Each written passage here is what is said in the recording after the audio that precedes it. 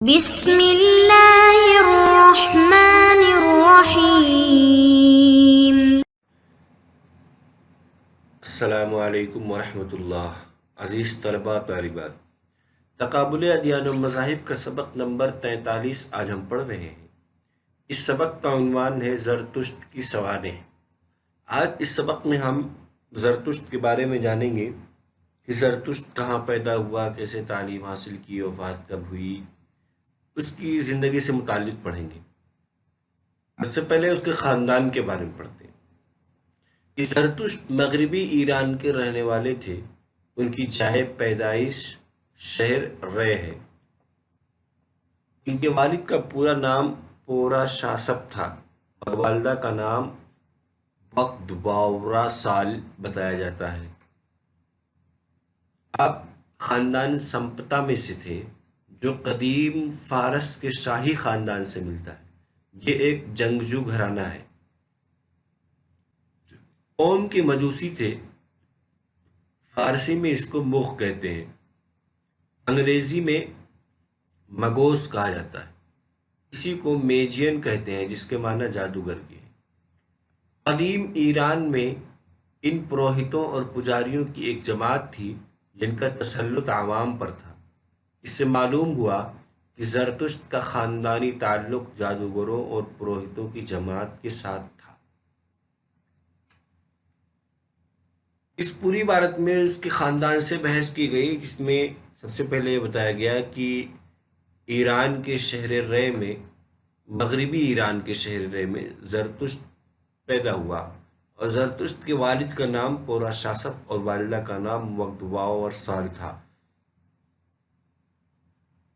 اور پھر اس کے بعد اس کے خاندان کا نام تو یعنی خاندان اور قبیلے کا نام سمپتا تھا، لیکن اب اس کا خاندان شاہی خاندان سے تھا یا جادوگر اور پروہتوں کی جماعت سے تھا۔ تو لیوس مور کی تحقیق یہ ہے کہ یہ تو شاہی خاندان سے تھا، اور جنگجو ان کا کام تھا، لڑائی جھگڑا، جنگ لڑنا، یہ ان کا کام تھا۔ لیکن پروفیسر غلام رسول چیمہ کا کہنا ہے کہ یہ پروہت اور پجاریوں کی ایک جماعت تھی۔ سمپتا جو ہے یہ پروہت اور پجاریوں کی جماعت تھی، اس لیے زرتشت کا خاندانی تعلق جو ہے وہ جادوگر اور پروہتوں سے متعلق ہے، نہ کہ شاہی خاندان سے یا جنگجو گھرانے سے۔ اور قوم کے مجوسی تھے، یعنی اسی جو ان سے پہلے جو مذہب، پارسی مذہب جو رائج تھا، اسی سے ان کا تعلق تھا۔ ولادت۔ زرتشت کی تاریخ پیدائش غیر یقینی ہے۔ بیشتر قدیم یونانی مصنفین اسے 1000 اور 600 قبل مسیح کے درمیان بتاتے ہیں۔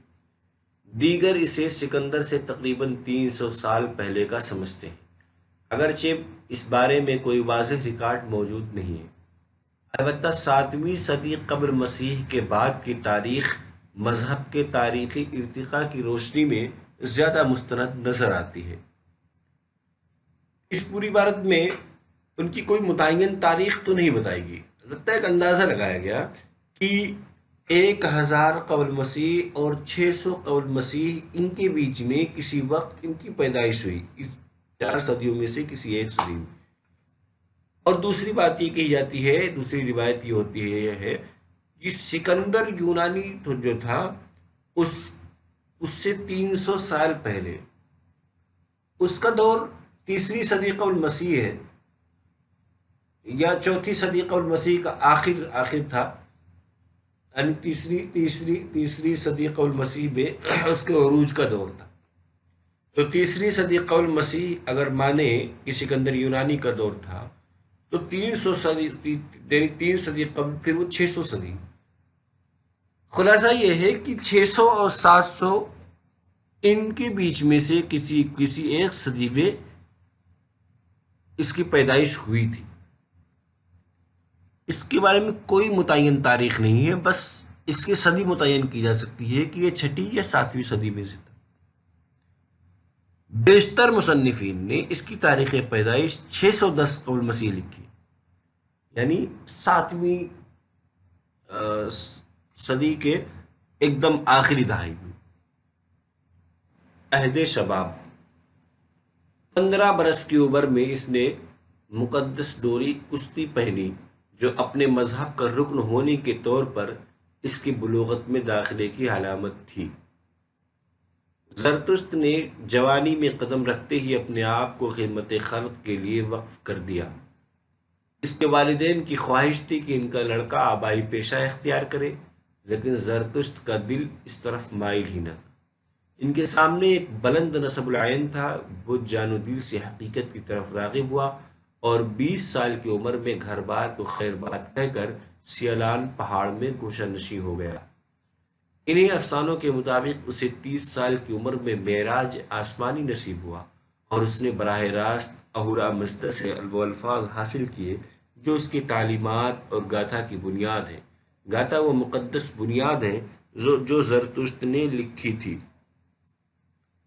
اس میں اس کے عہد شباب سے بحث ہے کہ جب وہ جوانی کی عمر میں داخل ہوا تو 15 سال جیسے جو شروعات ہوتی ہے، بچپنا ختم ہوتا ہے اور جوانی کی شروعات شروع ہوتی ہے، تو اس 15 برس کی عمر میں جو مقدس ڈوری پہنائی جاتی ہے بچوں کو، کشتی نامی ڈوری، وہ اس نے پہنی۔ اس کا مطلب ہوا کہ یہ بالغ ہو گیا، اور وہ پہننے کے بعد اس نے اپنے آپ کو خدمت خلق کے لیے وقف کر دیا۔ اگرچہ ان کے والدین کی خواہش تھی کہ جو خاندانی پیشہ ہے ان کا، خاندانی پیشے سے متعلق پھر یہ بات ہے کہ وہ دو یا تو جنگجو قبیلے کو مانے، تو اس کا مطلب ہے کہ بہادری کرے، فوج میں داخل ہو، یا اگر پروہتی اور جادوگر قبیلے سے مانے تو اس کا مطلب یہ ہو کہ یہ پروہت بنے اور جادوگری کا سلسلہ یا پروہتی نظام کو آگے بڑھائے۔ بہرحال جو بھی اس کے قبیلے کا پیشہ رہا ہو، اس کو اختیار کرنے کی ان کے والدین کی خواہش تھی، مگر اس کا دل تو کہیں اور اٹکا ہوا تھا۔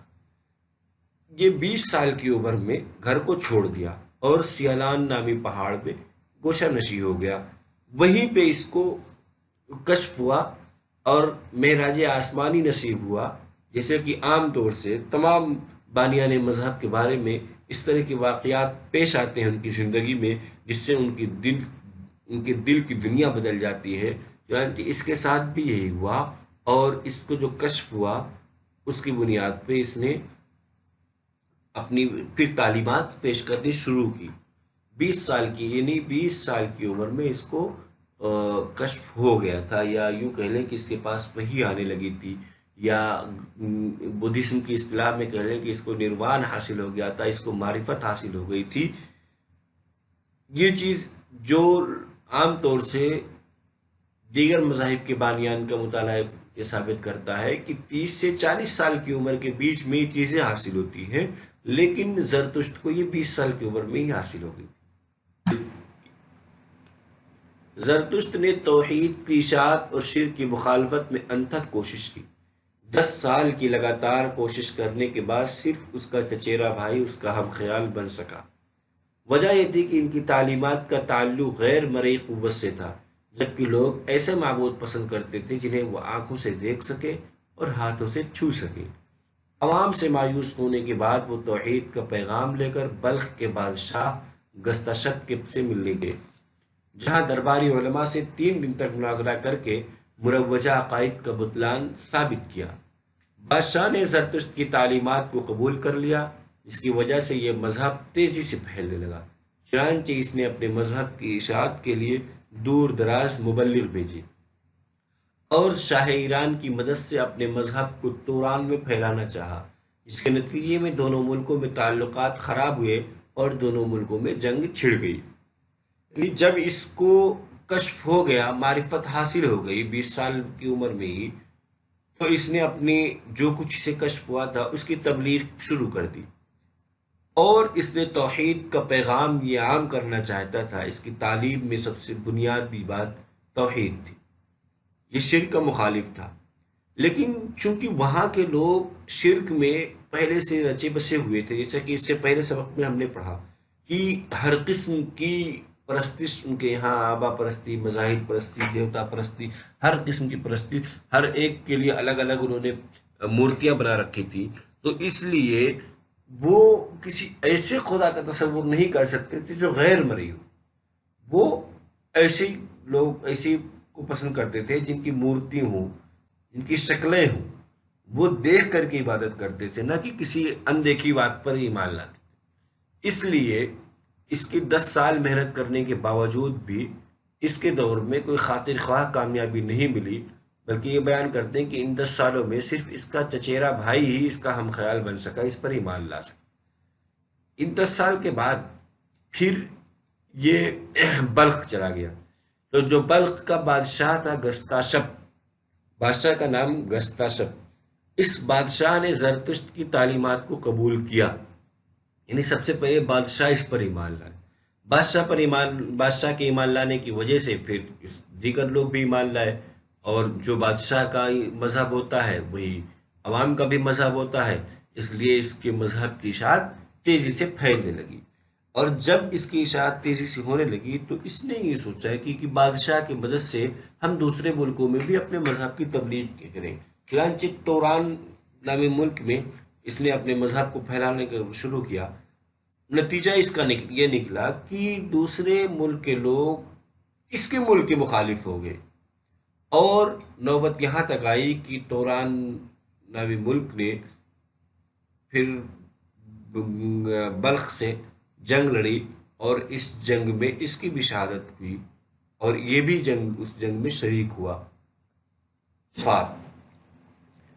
ریور لنگ کی تحقیقات کے مطابق زرتشت کی وفات 541 قبل مسیح میں ہوئی. پروفیسر جیکسن کے خیال میں وہ 583 قبل مسیح یعنی 70 سال کی عمر میں فوت ہوا. روایت مجوس اسے رعد و برق میں آسمان پر اٹھایا گیا. پروفیسر محمد یوسف خان نے زرتشت کی وفات پر لمبی بحث کر کے یہ نتیجہ بیان کیا کہ زرتشت کا سن وفات یقینی طور پر 533 قبل مسیح ہے. یعنی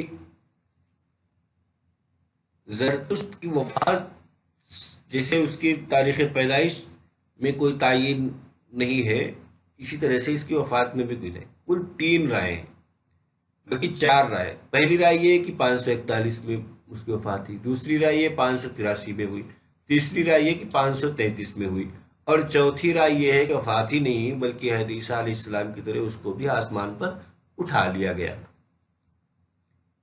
آج کے سبق کا